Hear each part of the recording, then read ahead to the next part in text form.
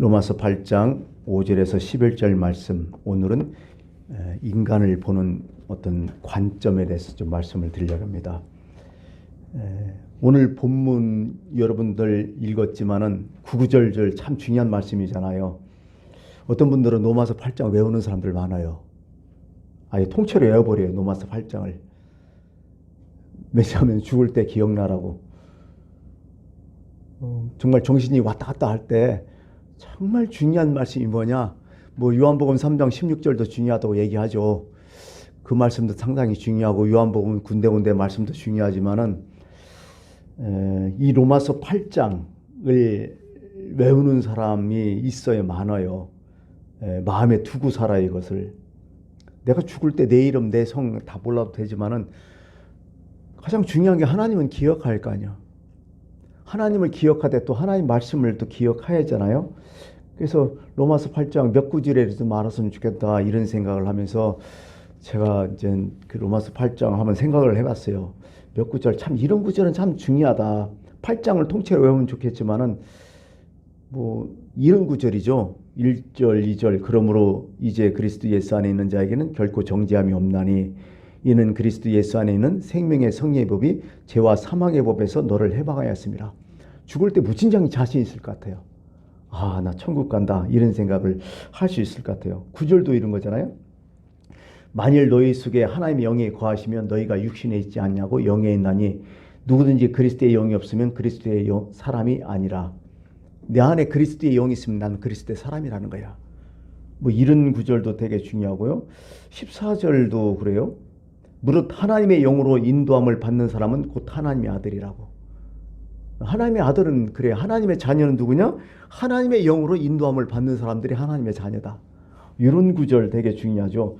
우리 18절도 있잖아요. 생각컨대 현재의 고난은 장차 나타날 우리에게 나타날 영광과 좋게 비교할 수 없도다. 이런 말씀도 우리 잘 알고, 또 28절도 잘하잖아요. 우리가 알거니와 하나님을 사랑하는 자 곧 그의 뜻대로 부르심을 입은 자들에게는 모든 것이 합력하여 선을 이룬다.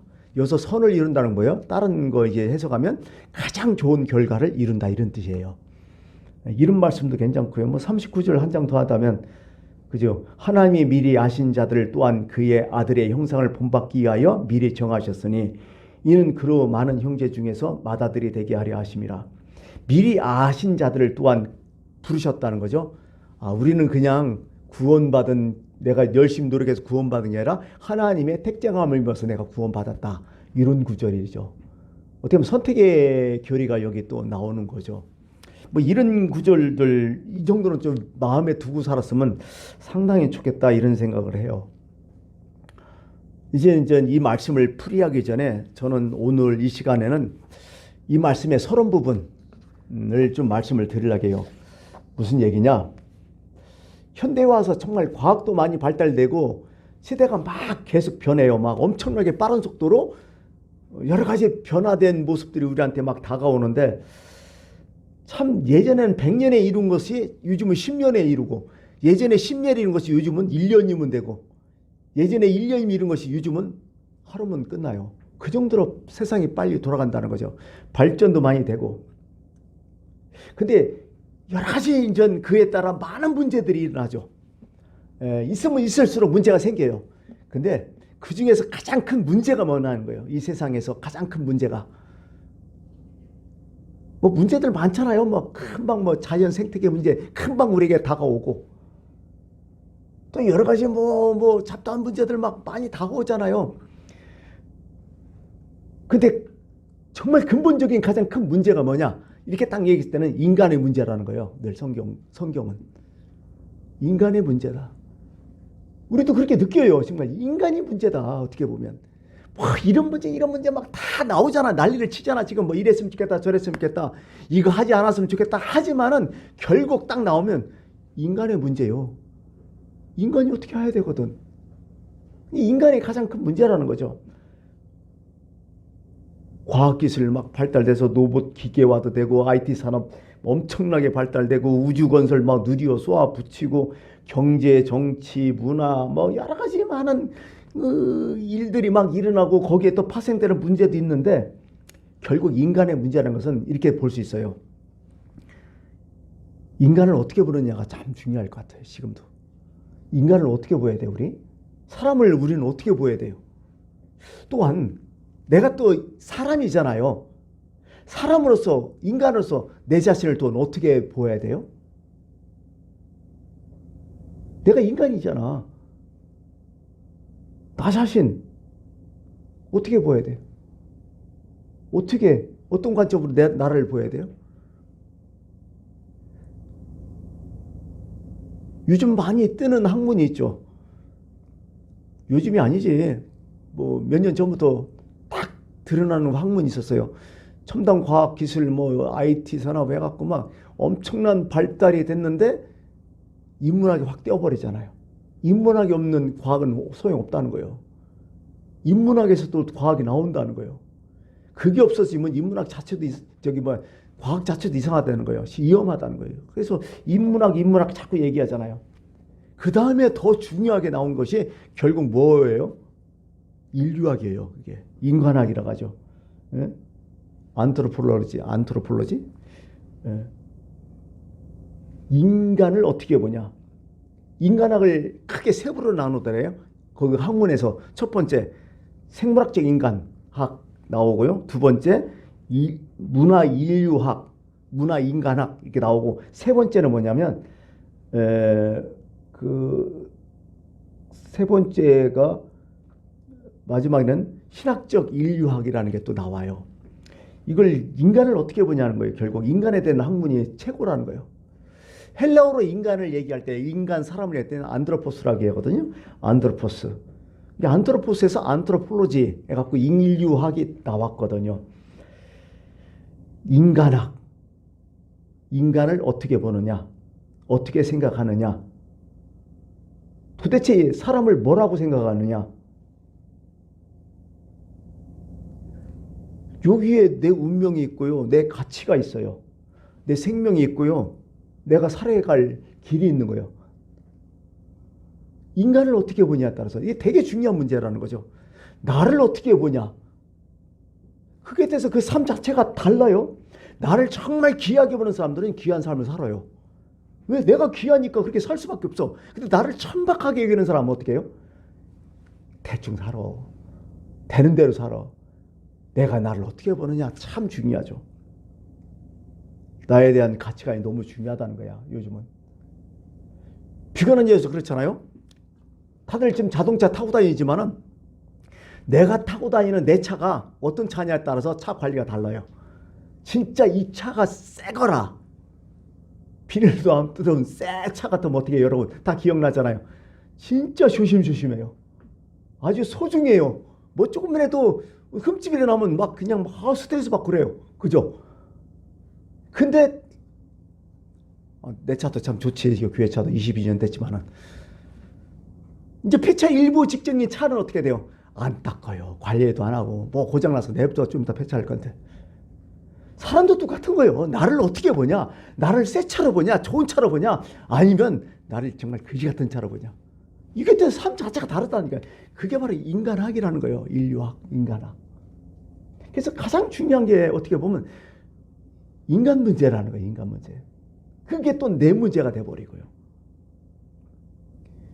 진화론자 학자로서 평생 진화론에 연구했던 사람이 계셔요. 그분이 어떻게 하다가 정말 예수 믿게 됐어. 예수 믿게 됐어요. 뭐 진화가 그렇잖아요. 진화가 뭐 저도 잘 몰라요. 진화에 대해서. 그렇지만은 뭐 제가 상식적으로 얘기한다면 뭐 그냥 조그만한 어떤 아메바 같은 그런 생물체에서 단세포 동물로 변하고 뭐 여러 가지 막 변화를 거쳐서 유인원이 되고 그다음에 사람이 됐다 이렇게 얘기하잖아요. 유인원, 그게 사람의 전 단계가 유인원이라고 하잖아요. 유인원이 뭐예요 도대체? 찾아봤어요. 사전을. 백과사전에 이렇게 나와요. 유인원과에 속한 고릴라, 침팬지, 오랑우탕, 긴팔 원숭이 등을 통틀어 이르는 말. 쉽게 말해서 사람 닮은 짐승들을 얘기하는 거야. 그게 유인원이라는 거죠. 결국 그런 거죠. 인간은 바로 전 단계 유인원부터 사람이 되었다, 진화됐다 이런 얘기를 하는 거죠. 여러분 이거 믿어요? 많은 사람들이 믿어요, 진화론을. 학설로도 많이 믿고요. 요즘 거의 학문적인 그런 바탕이 있는 사람들은 진화론이 더 우세해요, 창조론보다는. 그런데 여러분, 나는 사실은 저는요, 대진화는 안 믿고 소진화는 믿는 편이야. 용불영설 알죠? 예? 사람이 거기에 적응하려고 자꾸 살잖아. 적자생존하려잖아. 그런 변화를 난 믿어요. 그 당연하잖아요, 그게. 그래서 변이가 자꾸 일어나자, 지금도. 그런 건 난 이해해요. 근데 완전히 종가종이 확 바뀌어버리는 것, 글쎄요, 난 그런 생각을 좀 가끔 하는데, 하여간 이건 지금 따질 게 아니야. 근데 이분이 이게 진화론자 학자로서 평생 연구했다가 예수 믿고 이제 또 생각이 바뀌어진 거야. 그러면서 이분이 조그마한 책을 냈어요. 냈는데 거기에 그런 얘기를 써요. 어떤 얘기냐면, 나는 아직도 결론을 얻지 못했다는 거예요. 뭐? 진화와 창조를 아직 결론 얻지 못했다는 거예요. 그러나 진화론을 믿고 있을 때는 원수를 보면 참 기분이 묘했다는 거예요. 동물원에 갈 때마다 항상 그랬다는 거예요. 아, 동물원에 가서 원수를 보면서 스스로 생각하는 게, 아, 저게 내 조상? 할아버지, 할머니? 이런 생각을 마음속으로 떠올렸다는 거예요, 내 자신도. 그래서 내가 동물과 연관된 것 같고 늘 찝찝했다는 거야. 그러고 나서 예수 믿고 내 안에 마음이 변한 거예요. 내가 하나님의 자녀라는 생각이 드는 거예요. 하나님의 어떤 거룩한 형상이 내 안에 있다고 생각 드는 거예요. 그러고 나서 다시 동물을 찾아가게 됐다는 거예요, 그 내용에. 그랬더니 기분이 좀 다르더라는 거예요. 아니, 확 다르다는 거예요. 이제는 동물들이 그렇게 이쁠 수가 없대요, 원숭이가. 왜? 하나님이 창조한 생물이라고 생각하니까 되게 귀중하고 이쁠 수가 없다는 거예요. 근데 그게 나와 연관이 안 된다는 거예요, 이제. 그래갖고 한 가지 예수 믿고 다른 점은 자기는 그렇다는 거야. 세상 만물이 이렇게 아름다울 수가 없다, 그걸 많이 느꼈다는 거야. 뭐 그렇다는 게, 이걸 보고 우리는 세계관이 변했다 했다는 거죠. 세계관이 변했다. 보는 관점, 세계를 보는 눈이 달라졌다는 거죠. 이게 그 사람의 인생관이 또 다르고, 인생관이라는 자아의식이거든요. 자아의식이 뭐예요? 나 자신을 어떻게 보느냐가 달라요. 내가 유인원으로 진화된 한 종류로 보냐, 아니면 정말 나는 하나님의 형상을 지닌 하나님의 자녀로 보냐, 확 다른다니까요, 삶이. 이분이 그랬다는 거야. 그래서 오늘 서론 부분에 아까 얘기했듯이 이 인간학에 대해서 좀 말씀을 좀 드리려는데, 사람을 어떻게 보느냐, 이거죠. 세 가지로 본다는 얘기죠. 첫 번째, 생략전 세계관으로 인간을 본다는 거야. 생리학적으로 본다. 동물과 같은 관점에서 보는 거죠. 사람도 동물적인 요소가 지금 다 있어요. 이거 부인 못해요. 본능 다 있잖아요. 먹고 싶은 본능, 자고 싶은 본능, 그죠? 종족 번식의 본능, 이런 거 다 있어요. 이거 인정해요, 우리도. 근데 이걸로만 본다는 거야. 그래서 유명한 그 진화론자 학자가, 생물학자가 그런 얘기를 하죠. 사랑이 뭐냐? 이건 생식 본능뿐이 안 된다는 거예요. 이런 식으로 얘기를 해요. 생식 본능이다. 이 사람의 세계관이요. 인간들이 막 레시피 요리하고 막 그러잖아요. 이거 뭐냐? 이건 식욕 본능의 발로다. 이렇게 인정을 안 하는 거예요. 사랑이 뭐냐? 때가 돼서 암놈, 순놈이 서로 좋아하는 것. 그 정도가 아니겠느냐? 그 이상 다른 아무 의미 없다. 이렇게 딱 보여버리는 거냐. 이게. 왜? 인간도 동물이라는 거예요. 사람도 생식으로 여겨버려요. 이렇게 보면 참, 어떻게 보면 인생 참 허무하다. 뭐예요 도대체? 짐승 같으면? 그 생략적 인간론에 대해서 가장 영향을 준 게 또 거기서 나온 게 사실 유물사관이거든요. 영향을 많이 줬거든요. 특히 독재자들. 여러분, 유물사관 하면 어떤 생각 들어요? 공산주의, 사회주의, 이런 생각 들잖아요. 그 맞는 얘기죠. 우리는 그렇게 교육받았으니까. 근데 유물상화 딱 하면요, 첫 번째 난 떠오르는 거야, 독재자들이요. 그럼 공산주의, 사회주의만 독재자 있고 자본주의는 없어요? 자본주의에도 독재자들 많아요. 결국 유물사가 나면 독재자들하고 딱 연관돼요. 왜? 되게 그들이 좋아하거든 이것을. 독재자들이 진화론을. 왜? 진화론의 생각이 인간도 생물학적으로만 많이 보는 거야. 인간이 누구냐? 하나의 동물이라는 거예요. 거기서 진화왔다는 거예요. 진화했다. 동물도 동물과 사람은 하나이기 때문에 동물의 양육강식 우리도 해야 된다. 적자생존 우리도 그거 해야 된다. 인간 사이에는 다 이런 게 있다.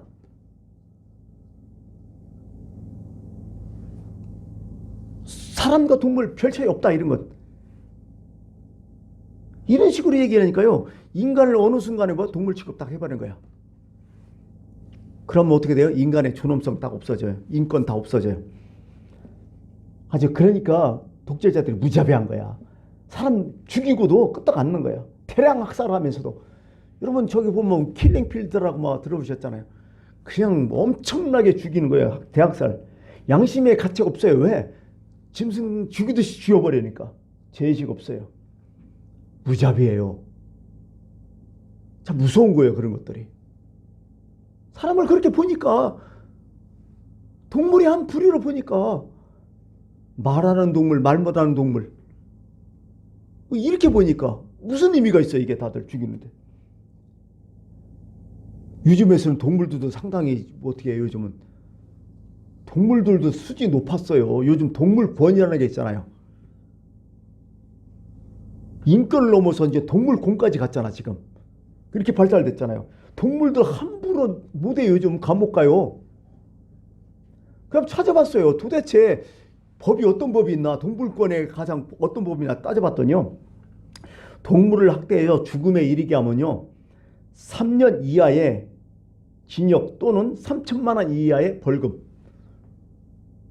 동물을 학대하면, 아까는 죽이면, 동물을 학대하면 2년 이하의 징역 2천만 원 이하의 벌금에 처한다. 이렇게 딱 나와요.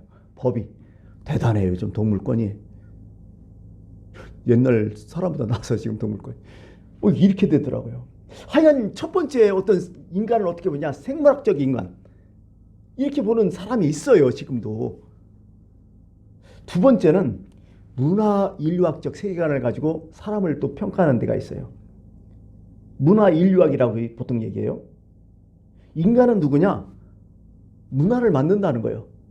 그리고 그 문화에 살고 또 문화를 창출하고 문화의 영향을 또 받는다는 거예요. 이게 바로 인간이라는 거예요. 그래서 사람한테는 이런 정신 문화가 있고 어떤 특별한 삶이 있고 언어가 있고 철학이 있고 이성이 있고. 그게 인간은 문화를 창조하고 문화 속에서 태어나고 문화와 함께 살고 문화에 따라서 행복하기도 하고 불행하기도 하다. 이게 문화인류학이라는 거예요. 이제 인간은 문화와 떨어지면 떨어질 수 없다는 얘기죠. 우리도 지금요 알게 모르게 이 대한민국이라는 문화에 지금 살아요. 우리가 다른 나라에 딱 가면 문화 충격이 확 느껴져 버려요. 우리나라는 일부 일처제잖아요. 그죠? 두 집 살림 못 하잖아요. 근데 아직도 중동지방이라든지 그런 곳에 어떤 다른 곳에는 아직도 일부 다처제가 많아요. 그 외의 나라도 많아요. 공식적으로는 일부 일처제지만은 사회 통념상 일부 다처제로 살아가는 나라도 아주 무수지하게 많고요. 우리나라도 100년 전에만 해도 그랬어요. 조선시대 양반. 그렇죠. 옛날에 권력이 있고 돈 있는 사람들 다 첩들 다 들이고 살았잖아. 어떤 사람이 이집트 카이로에 여행 갔을 텐데요. 이제 여행 관광하면서 여러 가지 다니잖아요. 보통 뭐 우리가 여행 가면 어디 가냐면 아주 자연 명소 아주 기가 막힌 경치 보러 가든지 아니면 박물관 가든지 어떤 유적지들 가잖아요. 역사적인 유적지를 가고. 근데 저도 그렇지만 그런 데보다는 저는 시장을 많이 가요. 솔직히로. 시장이 되게 재미난 것 같아요. 외국 가면. 그냥 일반 사람들이 사는 시장들 구경하면 다 있어. 거기. 이분도 이제 시장을 구경할 겸 해갖고 시장 못 찾아서 백화점에 한번 들어갔대요. 물건 살러 들어간 게 아니라 구경 좀 하려고 사람들 구경하고 물건 어떤 물건 있나. 그랬더니 첫 번째 문화 충격이고요. 우리나라는 누가 또 호객행위 하는 데가 있죠. 우리나라도. 근데 여기는 호객행위를 엄청 하는 거예요. 막 사람 자꾸 늘어지고. 외국 가면 그런 느낌이 오잖아요. 막 호객행위하고 막 난리 나잖아요. 한 저명 오더니 막 이거 사라 이거 사라는데 이 사람이 뭘 권하냐면요. 남자 물건이 아니라 여자 물건만 권하는 거예요. 그러면서 한 개만 사는 게 아니라 뭐 여러 개를 사라고 막 압박하는 거야. 자꾸 안 사겠다고 하는데. 그래갖고 나 이게 안 산다. 나 하나도 안 산다. 내가 사면 하나 사지 이렇게 뭐다 이렇게 많이 사냐 이렇게 얘기했더니 그 사람이 놀래더래요. 갑자기. 그러면서 어떻게 하나 살 수밖에 없냐. 최소한 네 개는 사야 될 거 아니야 이렇게 얘기더래요. 그래서 왜 4개 사야 되냐 그랬더니 당신 아내가 4명 정도 되지 않느냐 이야기했더라고요. 그래서 무슨 얘기였냐고. 나 한 명이라고 했더니 깜짝 놀래더래요. 오히려. 그러면서 이렇게 질문하더래요. 한 명 갖고 어떻게 행복하냐고. 아내 한 명 갖고 어떻게 행복하냐고. 그랬더니 너는 몇 명이냐 그랬더니 4명이래요. 그래 또 물었대요. 야, 여자 4명이 타는데 자기들끼리 질투하지 않느냐. 그거 또 받아주려 얼마나 힘드냐. 그랬더니 그렇지 않대요. 전혀 그렇지 않대요. 오히려 이렇게 얘기해요. 한 명의 여자가 한 명의 남자를 섬기는 게 얼마나 힘들지 않냐. 4명이나 되니까 자기들이 서로 돕고 남자를 잘 섬기더라. 자기들은 되게 좋다는 거야. 문화가 딱 드러나잖아요. 그래도 우리나라는요 진짜 여자를 도와. 중동이 아니야 여기는. 아직도 중동은요 남좀 여비 사상이 아직도 있고 남성 우월적에 가보면 그게 여자는 무조건 남자를 섬긴다는 이런 식으로 나와 있는 거예요. 여자가 남자를 섬기는 걸로 이렇게 되는 거죠. 그러면서 선옷이 여자들 많이 얻어가고 선옷이 섬기면 좋지 않느냐 이렇게 얘기하는 거죠. 그러면서 자기 와이프가 4명인데 누가 제일 좋아하냐면 셋째가 제일 좋아한대요. 왜 그러냐면 자기 우위로 언니 2명 있고 자기 밑에 동생 하나 있다고 너무 행복한다고. 우리는 이거 뭐 어떻게 비판할 수 있어요? 그들의 문화예요. 어떻게 못해요? 이건 문화인데. 인간이 그렇다니까요. 100년 전에도 그랬잖아요. 조선시대 때 아무리 훌륭하고 세종대왕 훌륭하고 누구 훌륭해도 엄청나게 많았잖아요. 아내들이. 우리나라 왕 중에서 제일 오래 된 사람이 누구죠? 제일 오래 사는 사람이 영조인가요? 그렇죠. 영조도요 66세에 15세 처녀하고 결혼했잖아. 정순왕후잖아. 그죠? 이렇게 돼요. 그래갖고 영조 다음에 누구죠? 정주죠. 정조 할머니가 됐어. 졸지에 15명. 뭐 이렇죠. 이스라엘 왕들도 엄청나고. 하여간 뭐 이렇게 넘어가는데요. 통계적으로 보니까요. 제가 봐서 궁금해서 그랬더니 공식적으로는 일부 일체제가 많은데요. 비공식적으로는 일부 다체제가요. 과반수 넘어요. 세계에서. 이렇게 되는 거지. 그래서 인간은 지금 문화 얘기하는 거예요. 어차피 문화에 져서 살 수밖에 없다는 거예요. 인간이. 그게 인간이에요. 예. 인간이라는 거죠. 북한에서 내려온 사람들이 세터민이나 가잖아요. 여기 와서 보면 이만감이 이제 만나러 갑니다. 거기 보면 막 남한에 내려와서 행복하다 이렇게 하는데요. 실제적으로요. 남한에 적응 못해가고 다시 북한을 간 사람들 많대요. 왜? 이게 충격이 받는 거예요. 자본주의와 사회주의에 그런 게 있는 거예요. 사실 자본주의도 엄밀히 따지면 다 무서워요. 왜? 돈을 사람으로 보잖아요. 사람이 돈이 사람 이런 문화에 있잖아요. 지금 우리가. 이것도 하나의 문화라는 거죠. 이게 사람을 어떻게 보느냐. 우리 식으로 하면 자본주의가 어떻게 돼? 갑자기 돈으로 보이는 거예요. 사람이 갑자기. 이렇게 되니까 돈 때문에 죽이고 살리고 난리 나잖아요. 이 문화 인류에서 한 부분인데 이런 식으로 인간을 또 생각하는 이 인류학이 있다는 얘기죠. 그걸 얘기하고 마지막에 이제 시간이 갔기 때문에 마지막에 이제 신학적 인간이 뭐냐, 성경 인간이 뭐냐 이렇게 얘기하는 거죠. 딱 여기서는 첫 번째 나오는 게 뭐예요? 인간은 누구냐? 누구겠어 인간이? 하나님의 형상을 가졌다. 딱 나와버려요. 그냥. 하나님의 형상이 있는 자들이 인간이다. 하나님의 형상에 따라서 인간이 창조되었다. 사람은 육체도 있고 나름대로 문화도 다 있다. 그러나 그 중심, 그 본성은 뭐가 있느냐? 하나님의 형상이 있다. 이렇게 보는 게 바로 신학적 인간학이에요. 인간이 살아가면서 병도 들고, 그죠? 때로는 실수도 하고, 때로는 정말 짐승다 못한 짓을 할 때도 있지만은, 그러나 그 본성, 그 안에는 하나님의 형상이 있다. 여러분들 잘 알다시피 10,000원짜리, 50,000원짜리 같이 있는데 50,000원짜리는 진짜 꾸질꾸질하고 냄새나고 막 그냥 그지 같아 막 거의 떨어져 가고, 근데 10,000원 거는 정말 한국은행에서 직접 나가고 신권이야. 어떤 거 가질래요? 10,000원 가지면 그렇죠? 아무리 뭐 어떻게 해도 50,000원 거니 본질은 같이 있잖아요. 그게 인간이라는 거야. 이게 아무리 동물이 잘나고 뭐 해도요, 인간은 인간이라는 거예요. 근데요, 그것이 나한테만 머무르는 게 아니라 서로 간에 인정을 하라는 거야. 성경은 나도 하나님의 형상이 있기 때문에 당신도 하나님의 형상이 있다. 서로 인정하고 서로 귀하게 보여야 된다. 이게 바로 성경이 말하는 인간을 어떻게 보느냐는 거예요. 그게 성경에 딱 보면요, 성경 이 시대마도 어때요? 중동에서 남존여비 사상, 또 인간 차별, 뭐 그죠? 이런 거 다 했잖아요. 신분 차별 얼마나 많았어요. 근데 여러분 성경 딱 보세요. 성경 보면 교회 딱 들어오니까 어떻게 호칭이 바뀌어요? 그 당시에 고위 관료 귀족 소용없어. 그 당시에 종들 소용없어. 다 형제자매라 부르잖아. 남자는 다 형제, 여자는 다 자매요. 무진장이 참 대단한 말이에요, 이게. 지금은 우리는 그렇게 형제 자매 뭐 교회에서 쓰지만 이 개념이 아니에요, 사실은요. 모든 게 다 허물어진 거예요. 평준화 돼버린 거예요. 하나님의 창조물에서 서로 간에 하나님의 형상을 가졌다. 이런 식으로 모든 걸 다 봤다는 얘기죠. 그 사람이 배웠건 못 가졌건, 그 사람이 돈이 많건 없건 아무 상관없어. 그 사람 본연 자체에 하나님의 형상이 있는 거예요. 나한테도 있고 당신한테도 있는 거예요, 다. 내가 좀 못 배웠다고, 내가 좀 없다고, 내가 좀 지위가 약하다고, 내가 좀 별거 없다고 남 무시하는 거, 기독교인이 그렇다면 그건 잘못된 거예요, 그건. 그리고 내 자신 스스로도 내가 남보다 좀 못나고 그럴 수 있어요, 상대적으로. 그렇죠. 부족하고 그럴 수 있어요. 그렇지만 내 안의 프라이드는 항상 하나님의 형상이 있다. 이걸 분명히 갖는 게 기독교인이요. 이런 프라이드를 기본적으로 갖고 살아가는 거야.